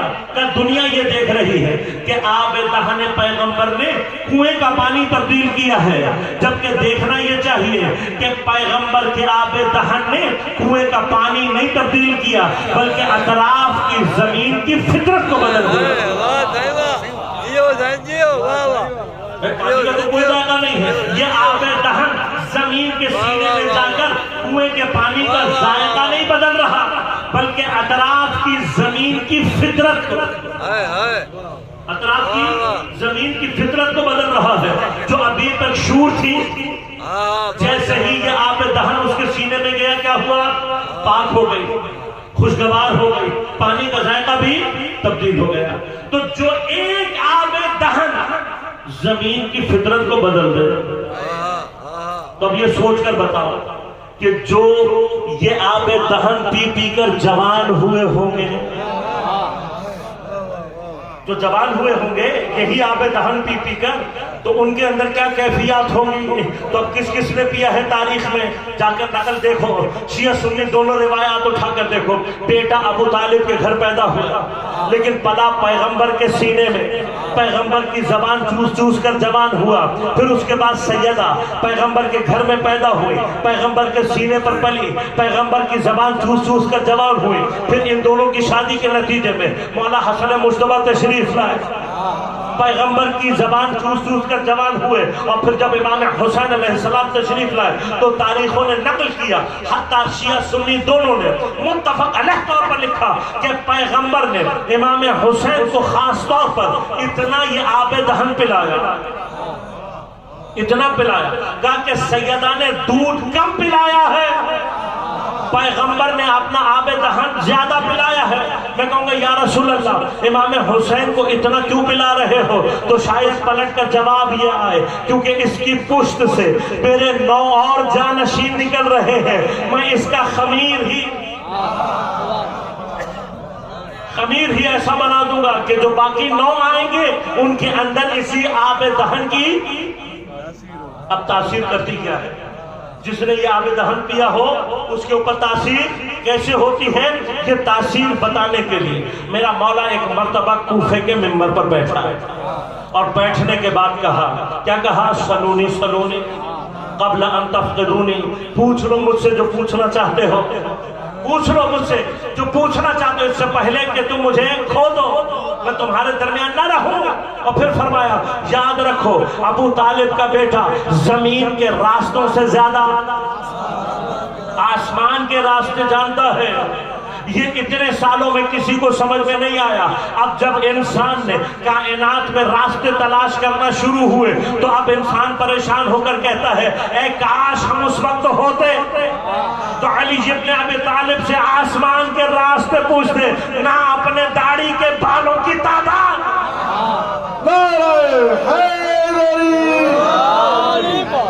کہا کیسے بدبخت لوگ تھے، علی آسمان کے راستے بتا رہے تھے، وہ اپنی داڑھی کے بالوں کی تعداد۔ اب جب میرے مولا نے یہ کہا تو اس کے بعد یہ بھی بتانا ضروری تھا کہ یہ علم آیا کہاں سے۔ فرمایا اپنے سینے پر ہاتھ رکھ کر، ہذہ بسطۃ فی العلم، یہ میرا سینہ نہیں ہے بلکہ یہ علم کا گنجینہ ہے۔ اب یہ گنجینہ جو بنا ہے یہ کہاں سے آیا؟ فرمایا ھذا ما زقنی رسول اللہ زقن زقا، کہا یہ میرے پاس کہاں سے آیا؟ کہا یہ آیا ہے رسول اللہ کے پاس سے۔ کیسے آیا؟ کہا ویسے آیا جیسے پرندہ اپنے بچے کو منہ میں دانا لے کر اپنے بچے کے منہ میں دانا، جیسے پرندہ اپنے بچے کو اپنی چونچ سے دانا دیتا ہے، اس طریقے سے پیغمبر نے مجھے یہ علم انتقال کیا۔ تو اب میں مولا کائنات سے سوال تو کر سکتا ہوں، شاگرد ہونے کی تو ہمارے پاس حیثیت ہے نا، اور کوئی حیثیت ہو یا نہ ہو تو ہم شاگرد کی حیثیت سے ایک سوال کر سکتے ہیں یا نہیں کر سکتے؟ مولا آپ تو فصاحت اور بلاغت کے امام ہیں، آپ کا کلام وہ کلام ہے کہ جسے یہ حیثیت حاصل ہے کہ اس کلام کے بارے میں کہا جاتا ہے فوق کلام البشر، بشر کے کلام سے اوپر ہے، تحت کلام اللہ، اللہ کے کلام کے نیچے ہے۔ آپ وہ ہیں کہ آپ کے کلمات کے گلشن سے اگر سید رضی کچھ پھول جمع کر لے تو نہج البلاغہ بن جاتی ہے۔ اے صاحب نہج البلاغہ، اے صاحب فصاحت و بلاغت، آپ یہ بات جانتے ہیں کیا کہ جب بھی کسی کو کوئی مثال دینی ہو تو اس چیز سے دی جاتی ہے جس سے وہ مانوس ہو۔ آپ اپنے شہر سے مانوس ہیں، میں اپنے شہر سے مانوس ہوں۔ اگر میں آپ کو اپنے شہر کی مثال دوں تو ہو سکتا ہے وہ چیز آپ کی سمجھ میں نہ آئے، کیوں؟ اس لیے کہ آپ اس بات سے مانوس نہیں ہو گئے۔ تو اصول فصاحت و بلاغت کیا ہے کہ جو جس چیز سے جتنا مانوس ہو اس کو اسی سے مثال دی جاتی ہے۔ تو آپ جانتے ہیں کہ عرب سب سے زیادہ کس سے مانوس ہیں؟ اونٹ سے۔ تو یا علی، آپ کے کلام میں جا بجا اونٹ سے مثالیں موجود ہیں، جیسے میں نے ابھی آپ کو بتایا پیغمبر کے لیے فرمایا کیا؟ میں بچپن سے ایسے تھا جیسے اونٹنی کا بچہ اس کے ساتھ ہوتا ہے۔ کلمات کسار کا پہلا جملہ کیا فرمایا؟ فرمایا کن فی الفتنۃ کابن اللبون، فتنے کے زمانے میں اونٹنی کے اس بچے، مذکر بچہ، اونٹ کا وہ بچہ بن جاؤ، لا زہر فیرکب، جس کی پیٹھ نہیں ہوتی کہ اس پر سوار ہوا جائے، ولا زرع فیحلب، نہ اس کے پستان ہوتے ہیں کہ اسے دودھ کو دھویا جا سکے۔ اب یہ چونکہ کہہ دیا ہے تو مولا کا جملہ ہے، ولادت بھی مولا کی ہے، اس کا ایک معمولی سا اشارہ کروں اور آگے بڑھ جاؤں۔ امام نے جو مثال دی ہے فتنے میں، مثال کیا دی ہے؟ اونٹ کے اس بچے کی مانند ہو جاؤ جس کی پیٹھ نہیں اس پہ سوار ہوا جا سکے، اس کے پستان نہیں ہوتے کہ اس سے دودھ کو دھویا جا سکے۔ اس کا معنی یہ نہیں ہے کہ فتنے کے زمانے میں گھر میں بیٹھ جاؤ، اس کا یہ معنی نہیں ہے۔ اس کا معنی کیا ہے؟ سوار ہونا معنی ہوتا ہے کسی کو کنٹرول کرنے کے، اور دودھ دھونا اشارہ اور کنایہ ہے کس سے؟ سوئے استفادہ۔ فرمایا کہ فتنے کے زمانے میں ایسے ہو جاؤ کہ نہ تمہیں کوئی کنٹرول کرے، تمہارا اختیار کسی اور کے ہاتھ میں ہو، اور نہ ایسے بنو کہ کوئی تمہارا سوئے استفادہ کر سکے۔ لہذا امیر نے کیا فرمایا؟ فتنے کا زمانہ ہو تو ہوشیاری کے ساتھ رہو، نہ تمہارا کنٹرول کسی اور کے ہاتھ میں جائے اور نہ کوئی تم سے سوء استفادہ۔ اب امیر نے بہت سارے مقامات پر اونٹ کی مثال دی، تو یا علی یہاں پر بھی اونٹ کی مثال دے دیتے۔ یہ کہہ سکتے تھے کہ مجھے یہ علم ایسے ملا جیسے اونٹنی اپنے بچے کو دودھ پلاتی ہے، تو شاید صاحب فصاحت، صاحب بلاغت پلٹ کر مجھے جواب دے کہ تم نے غور نہیں کیا۔ اونٹنی کے اپنے بچے کو دودھ دینے میں اور پرندے کو اپنے بچے کو دانا دینے میں بنیادی فرق کیا ہے؟ فرق یہ ہے کہ اونٹنی جو دودھ دیتی ہے اس کے لیے وہ جاتی ہے مختلف جنگلوں میں، مختلف بیابانوں میں، اور مختلف بوٹیاں چرتی ہے، مختلف پودے جڑی بوٹیاں چرتی ہے، مختلف چیزیں چرتی ہے۔ جو وہ چرتی ہے وہ سارے کا سارا اس کے معدے میں آتا ہے، معدے میں ہضم ہوتا ہے، اس ہضم شدہ غذا کو خون اپنے اندر جذب کرتا ہے، پھر یہ خون جب پستانوں میں آتا ہے تو پستان اس میں سے دودھ کو جدا کرتے ہیں، ایسے ہی ہے نا؟ تو پھر ہوتا کیا ہے؟ کھایا کچھ ہوتا ہے، کھایا کسی اور شکل میں ہوتا ہے، دیتی اپنے بچے کو کسی اور شکل میں ہے۔ لیکن پرندے کی خاصیت کیا ہوتی ہے؟ پرندے کی خاصیت یہ ہوتی ہے جیسا دانا اپنے منہ میں رکھتا ہے بغیر کسی تبدیلی کے اپنے بچے کے منہ میں لا کر ڈالتا ہے۔ تو فرمایا کہ اب جو میں کہہ رہا ہوں نا، ھذا ما زقنی رسول اللہ زقن زقا، یہ پیغمبر نے مجھے ویسے دیا جیسے پرندہ اپنے بچے کو منہ میں لا کر دانا دیتا ہے۔ تو تمہیں سمجھانا یہ چاہتا ہوں کہ جیسا رسول اللہ نے اللہ سے لیا بغیر کسی تبدیلی کے مجھ علی تک پہنچایا، بغیر کسی تبدیلی کے مجھ علی تک پہنچایا۔ اب یہ سینہ، بس اس کا معنی کیا ہے؟ دنیا کو نظر آ رہا ہے کہ علی زبان چوس رہے ہیں، جبکہ یہ زبان نہیں چوس رہے بلکہ ملکات نبویہ ہیں جو انتقال پا رہے ہیں۔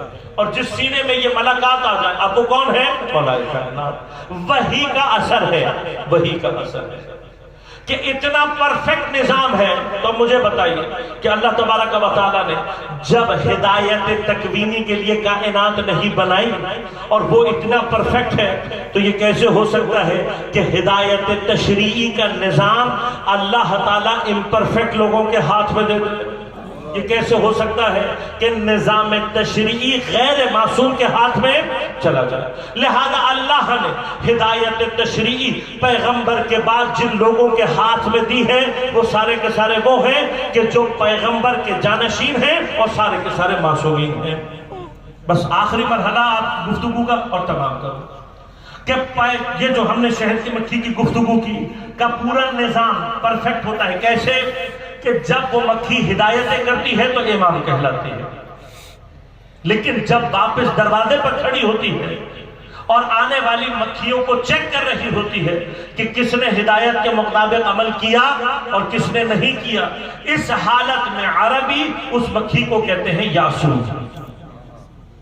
اب کتاب ہے تذکرۃ الخواص، علماء اہل سنت میں بڑا نام ہے سبت ابن جوزی کا، اس نے تذکرۃ الخواص میں یہ روایت پیغمبر سے مولائے کائنات کے لیے نقل کی۔ اور کیا نقل کی؟ کہ مولائے کائنات، علماء اہل سنت سبت ابن جوزی نام، کتاب کا نام تذکرۃ الخواص، کہ مولائے کائنات کو دیکھ کر پیغمبر نے فرمایا یا علی انت یعصوب الدین، اے علی تو میرے دین اللہ کے دین کا، اللہ کی شریعت کا یعصوب ہے۔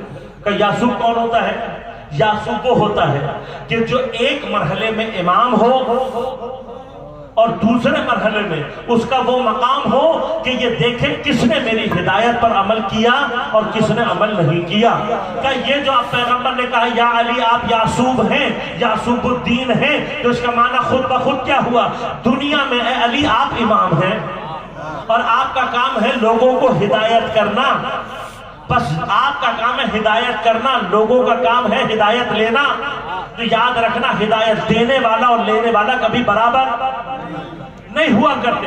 کہ لیکن اب آپ یعصوب کب ہوں گے؟ کہ یعصوب آپ دنیا میں نہیں ہوں گے بلکہ آپ یعصوب ہوں گے قیامت کے دن۔ اور پھر اب ہمارے پاس روایات موجود ہیں کہ یعصوب کہاں ہوں گے؟ کہ یعصوب ہوں گے کھڑے بن کر، آپ کھڑے ہوں گے پلے صراط کے اوپر، پلے صراط کے اوپر میرا مولا یعصوب بن کر کھڑا ہوگا۔ کیا دیکھ رہا ہوگا؟ کہ کس نے دنیا میں میری ہدایت کے مطابق عمل کیا، کس نے میری ہدایت کے مطابق عمل نہیں کیا۔ کہ یہ جو یعصوب بن کر ہوں گے کھڑے تو اب قیامت کے دن صرف اتنا ہوگا کہ جو آتا جا رہا ہوگا علی صرف یہ دیکھیں گے کس کس سے میری محبت اور ولایت کی خوشبو آ رہی ہے اور کس سے میری بغض کی اور مجھ سے نفرت کی بدبو آ رہی ہے۔ کہ جس سے ولایت کی خوشبو آتی جائے گی اس کو علی جنت میں بھیج دے اور داخل کرتے رہیں گے، لیکن جس سے بھی علی کے بغض کی بدبو آئے گی اس کو دوبارہ کر کے جہنم میں پھینک دیں گے۔ کیوں ضروری ہے؟ بس آخری مرحلہ اور رحمت تمام، کیوں ضروری ہے؟ کہ ضروری اس لیے ہے کہ شہد کڑوا نہ ہو جائے۔ یہ نظام اس لیے ضروری ہے کہ شہد کڑوا نہ ہو جائے۔ تو کہا وہاں کیوں ضروری ہے؟ کہا وہاں ضروری اس لیے ہے کہ اللہ نے کہا اُذْلِفَتِ الْجَنَّةُ لِلْمُتَّقِينَ، میں نے جنت کو آراستہ کیا ہے متقین کے لیے۔ کس لیے بنایا ہے؟ متقین کے لیے۔ اور میرا مولا کون ہے؟ امام المتقین ہے۔ کہ امام المتقین ہے۔ اب یہ نہیں ہو سکتا کہ جس کے دل میں ذرہ برابر بھی علی کا بغض ہو وہ جنت میں چلا جائے۔ جس طرح سے شہد کو محفوظ رکھنا ہے ویسے ہی جنت کو بھی محفوظ رکھنا ہے۔ اب یہ جنت کو محفوظ رکھنے کے لیے قیامت میں جتنے بھی مرحلے آئیں گے ان کا اصل مقصد کیا ہے؟ جنت کو علی سے بغض رکھنے والوں سے محفوظ رکھا جائے۔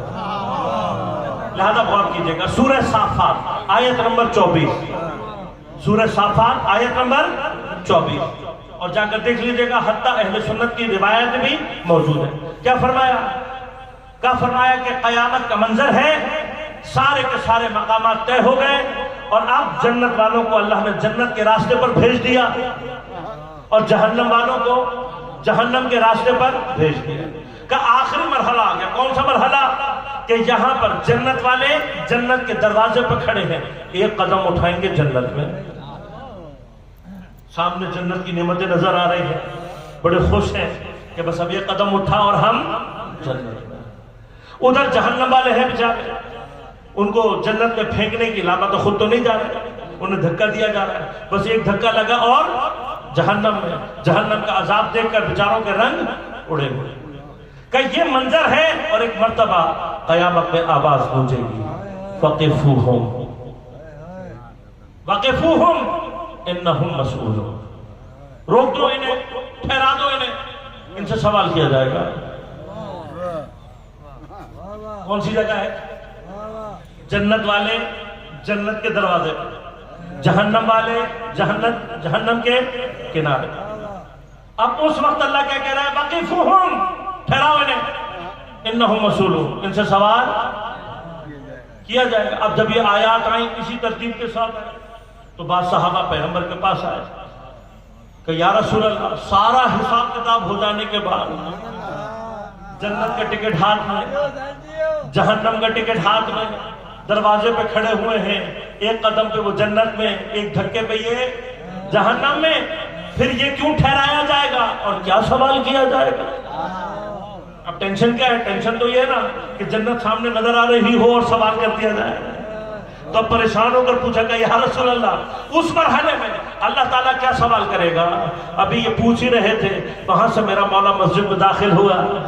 پیغمبر نے اشارہ کر کے فرمایا یہ علی، اس کی ولایت، بھئی یہ میں نہیں کہہ رہا، ریفرنس دے دیتا ہوں. صواعق محرقہ کتاب کا نام کیا ہے؟ صواعق محرقہ. ابن حجر مکی نے لکھی. کیا لکھی؟ کتاب لکھی ہے. اور کس لیے لکھی ہے؟ صواعقہ جمع ہے صاعقہ کی. صاعقہ عربی میں کہتے ہیں بجلی کو، آسمانی بجلی کو. محرقہ کا معنی کیا ہوتا ہے؟ جب یہ گر کے کسی چیز کو جلا دے، صرف کڑکنے والی نہیں بلکہ بھسم کر دینے والی، جلا دینے والی. اور پھر ایک نہیں، صواعقہ کئی بجلیاں. کتاب کا نام کیا لکھا ہے؟ جلا دینے والی بجلیاں. یہ جلا دینے والی بجلیاں کہاں گرا رہا ہے؟ گلستان ولایت ہے. گلستان ولایت کے خلاف لکھ رہا ہے کتاب ہے. اور اس کتاب کو لکھتے ہوئے سورہ صافات کی جب اس آیت کو ذکر کیا تو مجبور ہو گیا. روایات نے ثابت کیا. ابن حجر اپنی کتاب جو خرمن ولایت کو جلانے کے لیے لکھ رہا ہے اس میں اپنے قلم سے لکھنے پر مجبور ہو گیا کہ روایات میں جب مولا سے پوچھا گیا، پیغمبر سے پوچھا گیا تو آپ نے فرمایا سوال کیا جائے گا علی کی. اب ہو سکتا ہے میرا کوئی جوان سوال کرنے کو، مولانا ابتدائی قیامت سے لے کر جنت کے دروازے تک اللہ تعالیٰ کتنی بار پوچھے گا؟ سوال ہے نا، سوال یہ یاد رکھیے گا. انشاءاللہ کبھی موقع ملا. اصل میں یہ سارے مسائل ہیں ہمارے ہاں، ہم عقائد کی بحث ذرا نسبتاً کم کرنے لگے ہیں. ہونا چاہیے، موقع آپ دیں گے تو میں انشاءاللہ عقائد کی بحث، توحید کیا ہوتی ہے، نبوت، امامت، قیامت آپ کی خدمت میں عرض کروں گا، خاص طور پر قیامت. ایک جملہ کہہ دوں تاکہ آپ کا دل خوش ہو جائے تھوڑا سا. کبھی آپ نے سوچا کہ قیامت اتنی بڑی کیوں ہوگی؟ کتنی بڑی ہوگی قیامت؟ ہاں، ایک دن قیامت کا 50,000 سال. کان مقدارہ 50,000. قیامت کا ایک دن دنیا کے 50,000 سالوں کے برابر. اتنی بڑی کیوں ہوگی؟ کب؟ اس کیفیت کے ساتھ کہ پروردگار کیا ہے؟ سریع الحساب. پروردگار گرچہ سریع الحساب ہے، اس کے باوجود بھی قیامت اتنی بڑی کیوں ہوگی؟ جب اللہ سارا حساب جلدی کر لے گا، جلدی کرے گا، لیکن اس دنیا کے معاملات کے حساب سے حساب ہوگا. ایک آدھ مثال دے دوں تاکہ بات آپ کو سمجھ میں آ جائے. بعض اوقات ہم سمجھتے ہیں کہ میں نے بہت چھوٹی سی کوئی غلطی کی ہے، ہمیں اندازہ نہیں ہوتا کہ اس غلطی کے پیچھے حساب کتاب کتنا تیار ہو گیا. ایک کامن سی بات بتا دوں پھر بات کو آگے بڑھاؤں. معمولاً کیا ہوتا ہے، ہم غلط جگہ پہ پارکنگ کرتے ہیں، گاڑی گھر جا رہے ہیں، راستے میں خیال آیا کہ بھئی بچوں کے لیے ڈبل روٹی اور انڈے لے کے جانا ہے. کیا کیا؟ غلط جگہ پہ گاڑی پارک کی، بھاگتے ہوئے گئے، 5 منٹ میں ڈبل روٹی انڈے لے کر آ گئے اور بیٹھ کر کا شکر الحمدللہ کام نکل گیا میرا. اب تو پیچھے ٹریفک کھڑی ہوئی ہے. کبھی سوچا آپ نے اگر وہاں کسی کی موت ہو جائے، کسی کا نقصان ہو جائے؟ مجھے اور آپ کو تو نہیں پتا، لیکن اللہ کون ہے؟ فَمَن يَعْمَلْ مِثْقَالَ ذَرَّةٍ خَيْرًا وَمَن يَعْمَلْ مِثْقَالَ ذَرَّةٍ شَرًّا. بس ہم جو سمجھتے ہیں کہ چھوٹا سا ہے، وہ قیامت کے دن کتنا بڑا ہو جائے گا نہیں معلوم۔ لہذا ایک حدیث بہت خوبصورت، مجھے واقعہ عمل کی دنیا میں یہ حدیث بہت اچھی لگی۔ فرمایا کسی بھی برائی کو، کسی بھی گناہ کو چھوٹا مت سمجھو، ہو سکتا ہے خدا کا غضب اسی میں۔ کسی نیکی کو چھوٹا مت سمجھو، ہو سکتا ہے خدا کی رضا اسی میں ہو۔ اور کسی بھی شخص کو چھوٹا مت سمجھو، ہو سکتا ہے خدا کا دوست، خدا کا دوست۔ ہم کیا سوچتے ہیں؟ ہم سمجھتے ہیں کہ غریب ہے، فقیر ہے، کمتر ہے، نہیں، چھوٹا مت سمجھنا، ہو سکتا ہے خدا کا دوست وہی۔ لہذا یاد رکھیے گا قیامت کیوں بڑی ہوگی؟ ایک وجہ قیامت کے بڑی ہونے کی جو علماء نے بیان کی وہ کیا ہے کہ یہ سارے حساب کتاب کے علاوہ اہل بیت علیہ السلام کے فضائل ایسے ہیں بعض کہ دنیا میں کیپیسٹی نہیں ہے کہ ان فضائل کو ظاہر کر سکے۔ لہذا قیامت بڑی کیوں ہوگی؟ قیامت بڑی ہوگی اس لیے تاکہ اہل بیت کی فضائل کے بہت سارے مقامات ظاہر کیے جا سکے۔ لہذا قیامت میں ایک ساتھ دو اثر ہوں گے۔ کیا ہوں گے؟ ایک اثر قیامت میں وہ ہوگا کہ جو دشمن اہل بیت پر ہوگا، جو دشمن اہل بیت پر ہوگا وہ قیامت کہلائے گا، اور ایک اثر ہوگا جو محبین اہل بیت پر ہوگا، اور وہ اثر قیامت نہیں کہلائے گا، وہ اثر عید کا دن کہلائے گا۔ اہل بیت کے محبین کے لیے خوشی کا دن ہوگا، میں اپنی طرف سے نہیں کہہ رہا، قرآن نے کہا ہے، کیا کہا؟ القارعۃ مالقارعہ وما ادراک ما القارعہ، کھڑکنے والی، کیسی کھڑکنے والی؟ یوم یکون الناس کالفراش المبثوث، ایسی کھڑکنے والی ہوگی کہ لوگ مر کے بکھرے ہوئے پتنگوں کی طرح پڑے ہوں گے۔ والجبال کالعہن المنفوش، اور پہاڑوں کا حال کیا ہوگا؟ روئی۔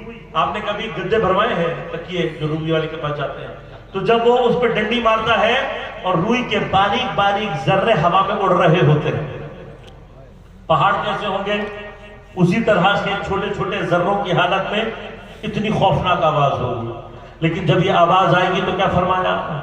فَأَمَّا مَنْ ثَقُلَتْ مَوَازِينُهُ، جن کے اعمال کے وزن بھاری ہوں گے، فَهُوَ فِي عَيْشَةٍ رَاضِيَةٍ، وہ پسندیدہ زندگی گزار رہے ہوں گے، وہ خوش ہوں گے۔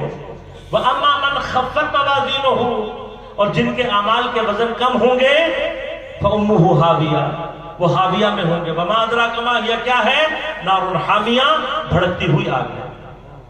اب یہ جو اعمال کے وزن بھاری ہونے ہیں یہ کیسے ہوں گے؟ جب میری نماز، میرا روزہ نہیں، ایک روایت بس پڑھوں گا اور آپ کی سمجھوں کو تباہ۔ جب پیغمبر اکرم صلی اللہ علیہ وسلم معراج پر تشریف لے گئے تو ایک مقام وہ آیا کہ جہاں پر پیغمبر نے حساب و کتاب کرنے والے فرشتے کو دیکھا۔ اب اس کی جو حیت بیان ہوئی ہے میں بیان نہیں کروں گا کیونکہ تفصیل میں چلی جائے گی۔ وہ حیت بیان اس لیے کی گئی ہے تاکہ ہمیں یہ سمجھ میں آ سکے کہ یہ کتنا تیز حساب و کتاب کر سکتا ہے۔ جب پیغمبر نے پوچھا کہ تم حساب کتاب کر سکتے ہو، کہاں کا کتنا، کب پیغمبر سے کہ دنیا میں جتنے بھی ریت کے ذرے ہیں میں چند سیکنڈوں میں آپ کو بتا سکتا ہوں کی تعداد کیا ہے۔ اور بتاؤ کہ روز اول سے لے کر قیامت تک جتنی بارش ہوگی میں ہر ایک قطرے کا حساب کر کے آپ کو بتا سکتا ہوں۔ یہ بھی بتا سکتا ہوں کتنے خشکی میں گریں گے، کتنے پانی میں گریں گے، کہ یہ ایک آن میں کر کے آپ کو یہ حساب کتاب بتا سکتا ہوں۔ کہ اچھا تو اتنا طاقتور ہے حساب کتاب میں؟ کہاں؟ کہ مجھے اللہ نے خلقی حساب کتاب کے لیے کیا ہے۔ تو پیغمبر نے پوچھا یہ بھی بتا دے وہ کون سی چیز ہے جو تیری حساب کتاب کی طاقت سے باہر ہو جائے، جسے تو حساب کتاب نہ کر سکے؟ کہنے لگا یا مولا ایک چیز ہے۔ کہ وہ کیا چیز ہے؟ کہ جب زمین پر مؤمنین کی جماعت مل کر محمد و آل محمد پر درود پڑھتی ہے،